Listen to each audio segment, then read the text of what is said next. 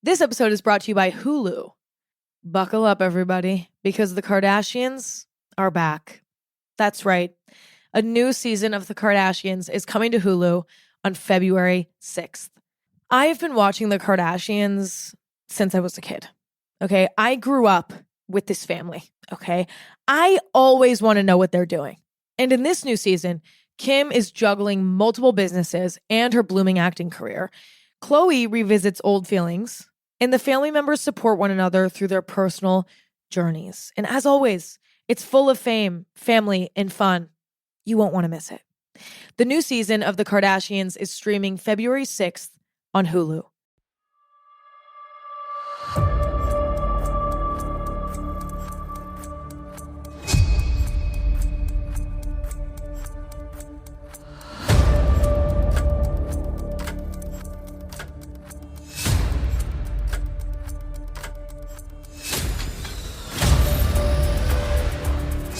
Hello everyone, this is Fortune's Wheel and I am your host Jonathan. To begin, a very heartfelt Happy New Year to everyone listening. It's a couple weeks late, but I hope your this year is better than your last year. And here on the podcast, I'm looking forward to another great year of learning and growing and understanding our shared history. These folks, for better or for worse, are the people who lived whole lives before we were even thought of, and they again, for better or for worse, sought only to make things better and easier for their children. We are products of generations of parents simply trying to survive and improve the lives of their progeny. Simply put, we are who we are because they were who they were. In our first episode of the year, we jump right back into our coverage of the Norman Conquest of England under the reign of King William I. So what's left in the wake of such tragedy, the tragedy of William's actions in the north and throughout the Northern Midlands? Over the last 15 episodes, give or take a couple of opportunities for bonus content, we've fleshed out just 4 years of a decades-long conquest of the Normans over the Kingdom of England. And this doesn't include the episodes released for Patreon members, covering how Ireland adjusted after the Battle of Clontarf, how the Welsh influenced and were influenced by the conquest happening on the other side of the dike, and the grand shift in the political direction within Flanders that fundamentally changed Norman confidence on the continent. All of this in just 4 years. But on this episode, we see both sides of this conquest reeling over the loss of sovereignty and loss of property, but most importantly, loss of life. Today's episode, episode 88, is entitled Reeling. Thank you for listening, and I hope you enjoy the show.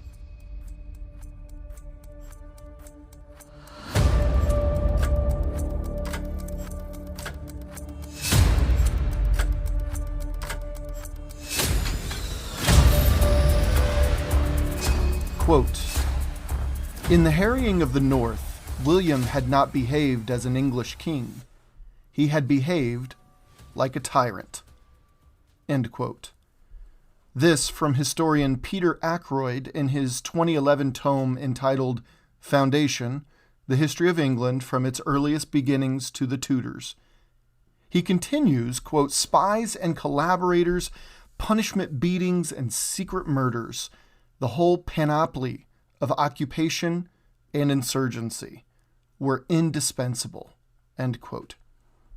And in the wake of Yorkshire being laid to waste and its inhabitants, combatant and non-combatant alike, either dead, dying, or fleeing, Mark Morris, in his book, The Norman Conquest, writes, quote, "The people of Durham had fled to the woods and the mountains.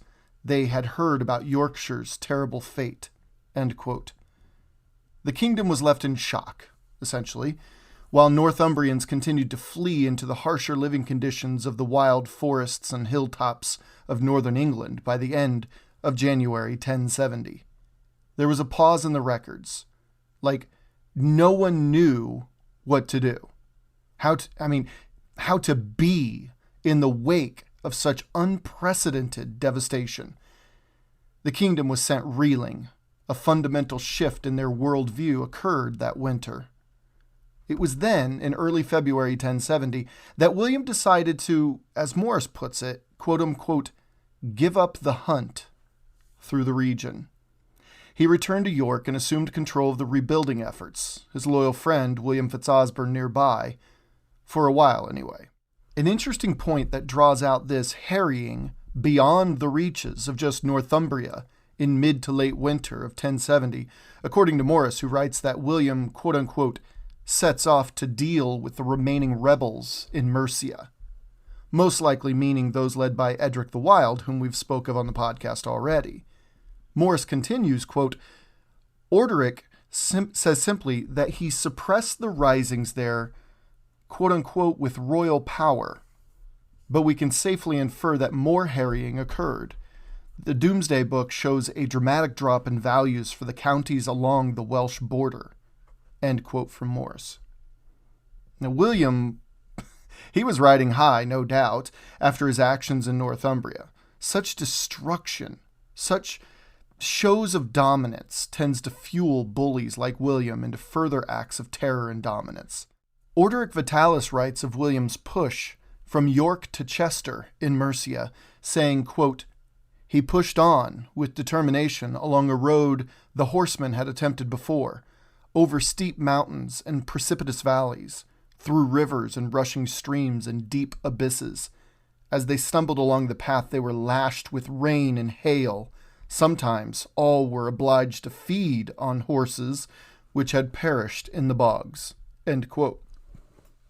We focus considerably on the English plight throughout this entire conquest, and rightfully so. But it's pretty clear that William and his Norman knights and assorted mercenaries weren't exactly having the easiest go of it either. And let's not forget about the desertions that the harrying forced in William's forces. William was losing men for various reasons beyond just battle, including, again, desertion, and leaving them behind to garrison the vast number of castles and motte and baileys he'd erected around the kingdom already. William was making do with fewer and fewer men each month, and herein lies the unspoken challenge that William faced throughout the conquest, the constant threat of revolt from his own men.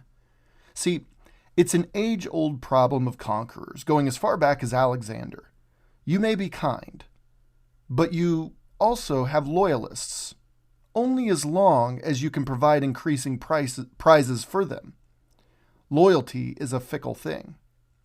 Morris quotes Orderic Vitalis that even before he'd left York for Chester, quote, the men of Anjou, Brittany, and Maine complained loudly that they were grievously burdened with intolerable duties, and repeatedly asked the king to discharge them from his service. They urged in defense of their conduct that they could not obey a lord who went from one hazard to the next, and commanded them to do the impossible. End quote. This tiny passage speaks volumes of what William was dealing with internally.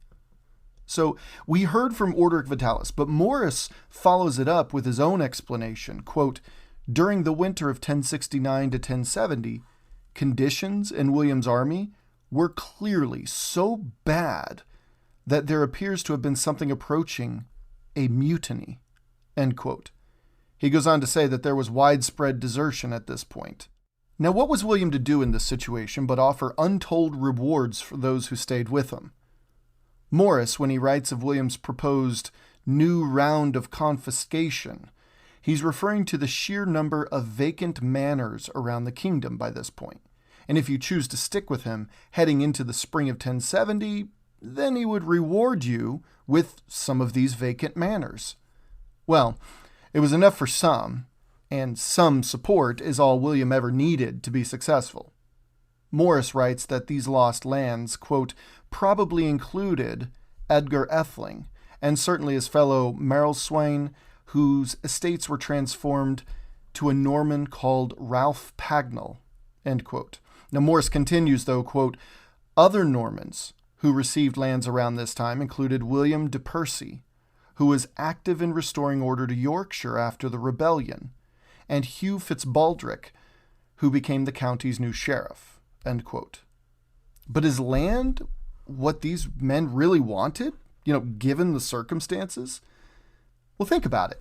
They were in a strange land among strange people who spoke a strange language and practiced strange customs. Even the Christian ones were strange. And once more, these people hated them. What could they possibly hope to get out of this except spending the rest of their lives looking over their shoulders, as they already have for the previous couple years? Morris writes, quote, "Even the hardiest and hungriest of Normans might have thought twice about accepting estates on such a wild and desolate frontier, and having to wonder whether each day might bring a new English rising or Danish invasion. By the end of the campaign, many of William's troops would doubtless have preferred to receive the kind of award they could carry back home to the continent." End quote. And given the sheer amount of wealth, from actual jewels and other valuables to currency, already squeezed from around the kingdom in the previous 4 years, what physical wealth was left? Well, the answer is, emphatically, not enough to pay William's men. William Fitzosborne hatched a plan that might solve William's immediate problem: order all churches to be searched and relieved of every single valuable and source of wealth, ought to be brought to William. Morris writes, quote, "There can be little doubt, given the timing of the raid, that this loot became the quote-unquote lavish rewards distributed to the king's troops when they were dismissed at Salisbury a short while later." End quote. Now, Morris says that by March of 1070, the western marchlands were suitably secure, with several more motte and baileys constructed along the Welsh border, all garrisoned with stout forces. Morris writes, quote, "After almost 2 years of fighting, the English revolt was over." End quote. Now, to what end, I ask? Sure, William was firmly king by spring of 1070, but king of what exactly? He had secured one of the most prosperous kingdoms in all of Christendom by destroying it and subjugating its subjects. My son, he listens to me record each of these episodes. He's actually listening right now. He's only 14, but he's endlessly curious about history. And as he was listening to the recording of the last episode regarding the harrying of the North, afterwards I asked him how it was. I often do that. He mentioned something interesting. He mentioned that I hadn't exactly set William up as the creator of the England we know today. He was still a murderous, vengeful tyrant, in his estimation anyway, I paraphrase, and it got me thinking about, the creation of the England we know today. All of this so far in this season of the podcast isn't exactly putting the creator of England's current incarnation in a very good light. Now, I get it. He who lives in glass houses shouldn't cast stones. The United States of America certainly has its own sins to account for to some degree, but with the flyby lessons we get on how England, in its more modern form that is, was created, hardly puts William the Conqueror in a terribly negative light. But I've yet to uncover what positive light he has yet to shed upon his kingdom's future at this point in the narrative. And I repeat, at this point in the narrative. As my son said in so many words, at some point, we need to start to see the shift in William's approach to the English. Well, I wish I had better news for him. It would take generations, yes, generations, for the Norman nobility to stop using the language of us and them when referring to the English. From William down to, say, King John, in a little over a century, the nobility would see their subjects always as something less than. But William would eventually begin to pull this rebellious kingdom together, even if it required him to drag them kicking and screaming the entire way. But not before a few more major challenges to his rule. Now, between early December of 1069 and Easter of 1070, William trekked his way from York to Stafford to York to Chester, where William came to the brink of all-out mutiny, remember, to York to Hereford, to York, and then eventually he made his way down to Winchester.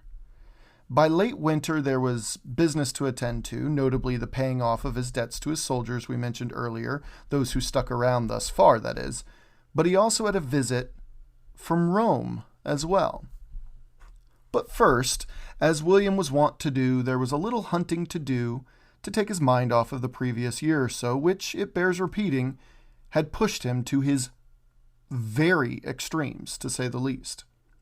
Tracy Borman, author of Wife of the Conqueror, writes, quote, "The New Forest, a vast area of woodland situated close to the court at Winchester, had been created by him as a hunting ground by laying waste to scores of dwellings.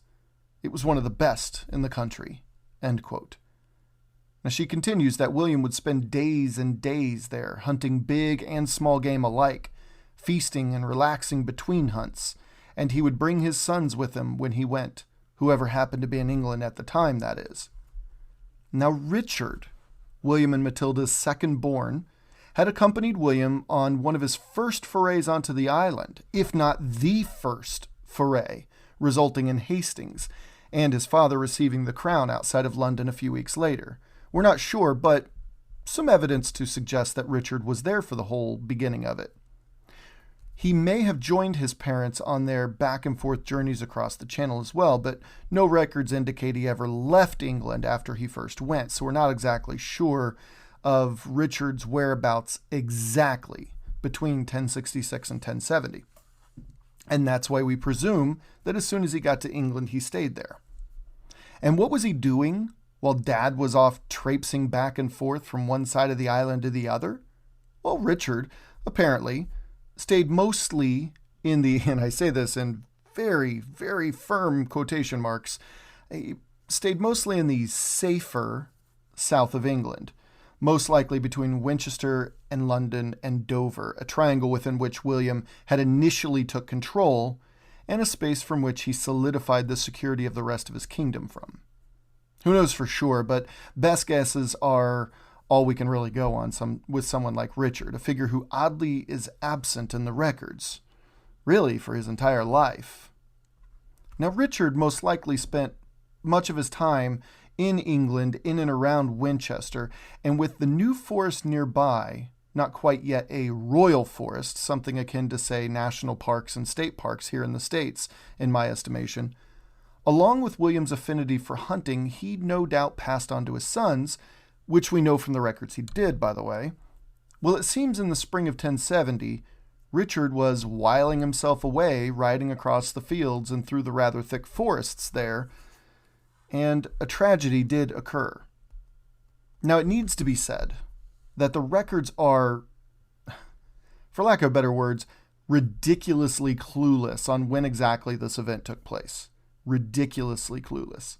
Some records state as early as 1069 and others as late as 1080, but I'm inclined to lean somewhere toward the earlier years of this particular range. See, William of Malmesbury states that this event, I'm about to say, occurred prior to Richard's dubbing.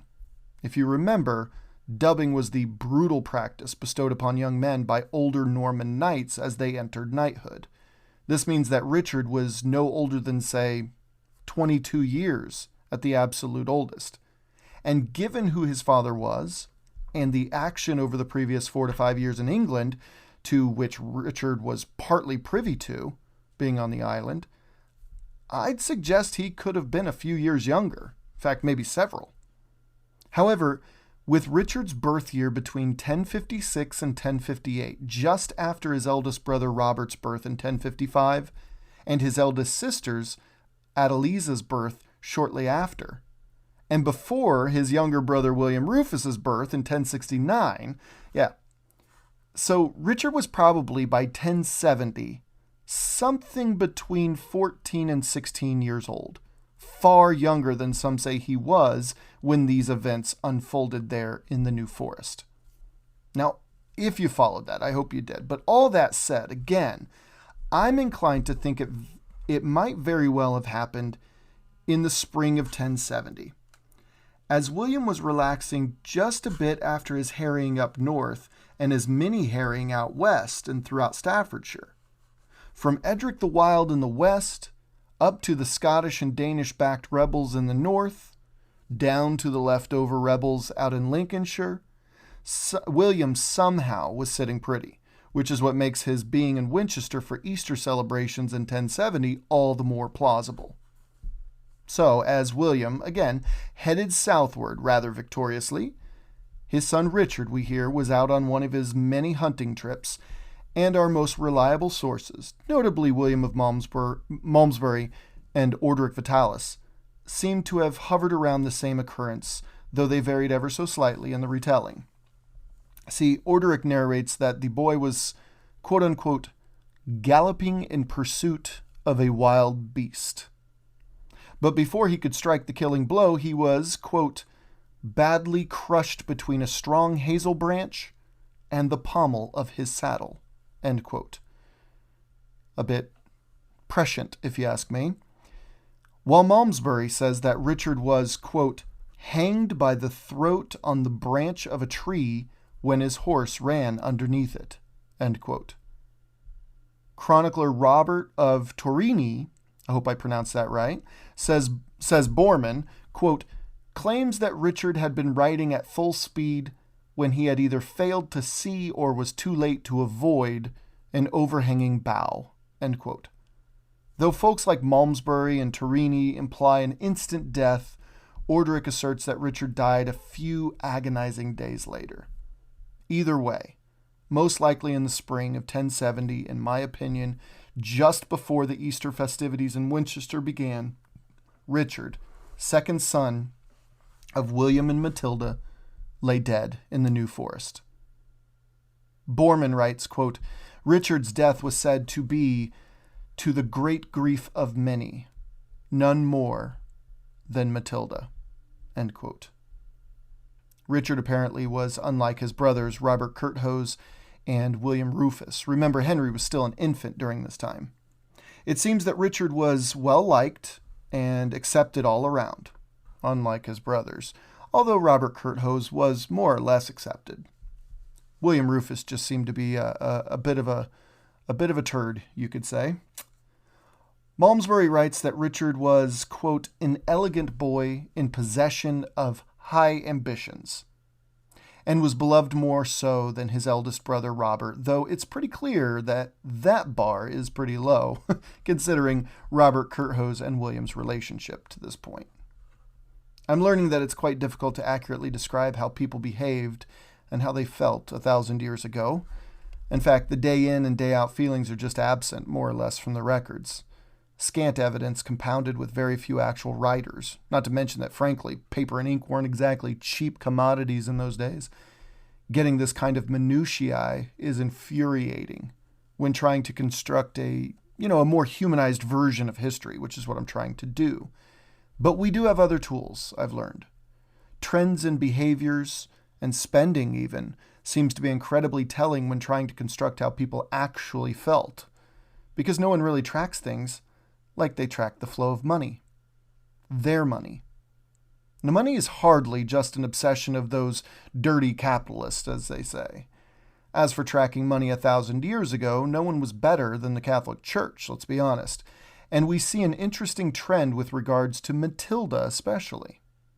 William, of course, mourned the loss of his beloved son, who wouldn't, and he, of course, spent lavishly on the church his son was buried at, which was Winchester, by the way. However, Matilda seems to have fallen into a pretty horrific state. I mean, I'm not surprised. What mother wouldn't fall into some semblance of emotion at the loss of a child? But seeing her spending habits throughout 1070 and into 1071, we see that she went above and beyond her normal spending. She donated large sums to an almost untold number of churches and abbeys and monasteries throughout Normandy and in her lands in England, including but not limited to Saint Cornel and Saint Florent in Normandy.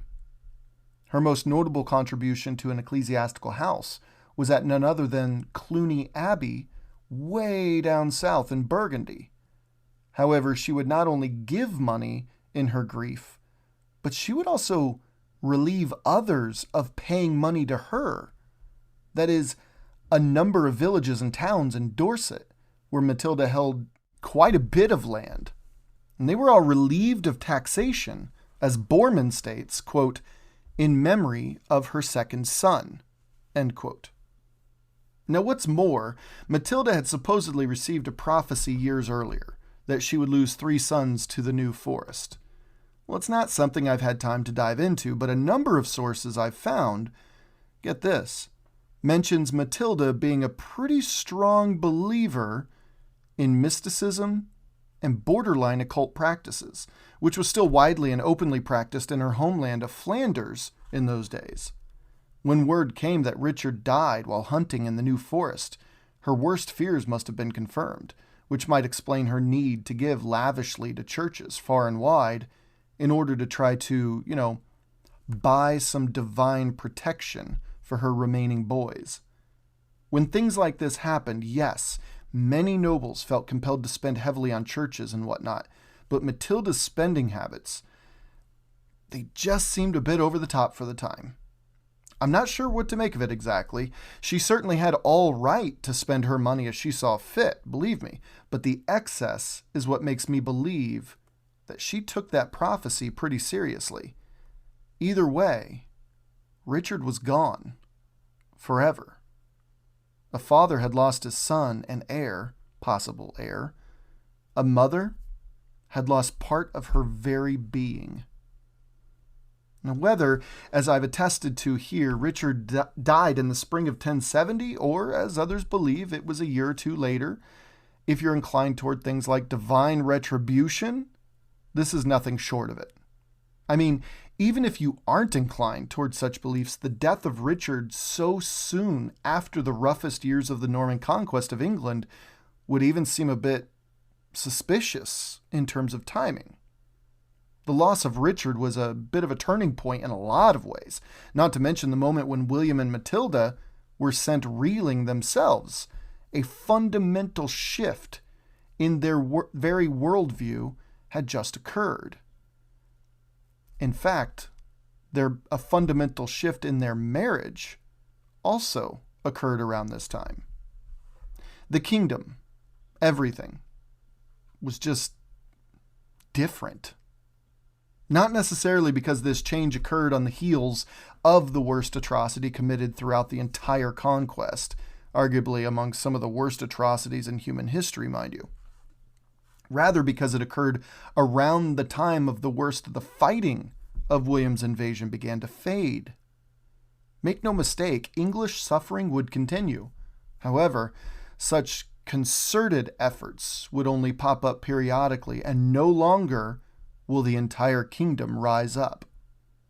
Not as one. From now on, William would have serious, though smaller in scope, uprisings to contend with. From the spring of 1070 and the death, in my opinion, of Richard, regardless of exactly when it occurred, William would have more pressing concerns. His duchy, remember that? His duchy would come under heavy external pressures at this point on. The loss of his support in the county of Flanders, as we learned in more detail on the latest Patreon members only episode, mind you, would undercut his continental confidence. The Danes weren't quite finished with England yet. The Atheling, don't forget him, the Atheling and his benefactor in Scotland also weren't quite finished with England. His marriage begins to show cracks as Robert Curthose grows into his own man with his own ambitions. And the Catholic Church, as mentioned, has plans to visit and check in on some of the things they've been hearing about William's little conquest. It's not great. But before all of that stuff, there's still one Thane who isn't satisfied with the direction of the kingdom as of late. Someone who has recently been disposed of his holdings and wealth and stature. Someone whose name still lingers in the backs of our minds 1,000 years later as an exemplar of resistance to tyranny. And I really can't wait to tell you about him. Thanks for listening.